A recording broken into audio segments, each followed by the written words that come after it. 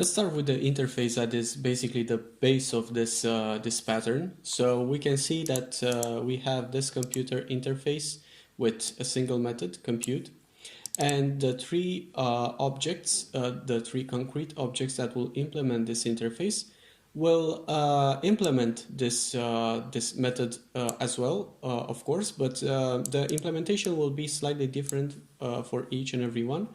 So for the first one, for the laptop class, we will print laptop computes.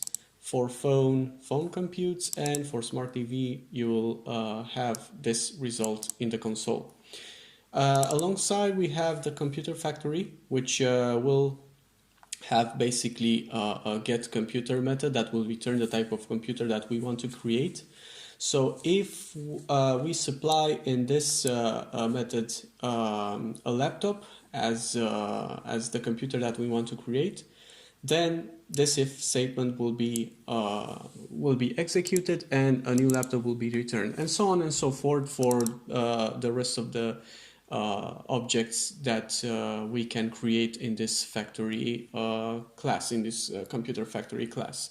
If we will supply an unknown parameter, the factory will return null. Of course, you can change this. You can change this behavior. You can put switch case statements. You can put whatever you want, and also you can treat this case as well. You can have a default computer that you may want to return. But for the sake of simplicity, let's stick with this. And in this app class, you see the factory pattern in action. You need to create first a computer factory, of course, and then we can create this type of object, but we won't initialize it because it's an interface. And we can invoke the computer factory object to get a laptop for us. And now the computer object will be equal to a laptop. Then we do the same with different objects, of course, for the rest of the computers here, for phone and smart TV.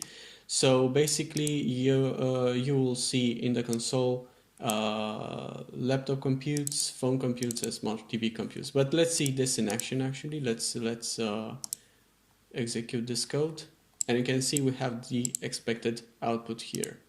So this is how it works. It's a bit it can be a bit daunting to create a factory pattern because of course this is an overly simplified example, but if you will have a much more complex structure of objects, then it will be a bit difficult.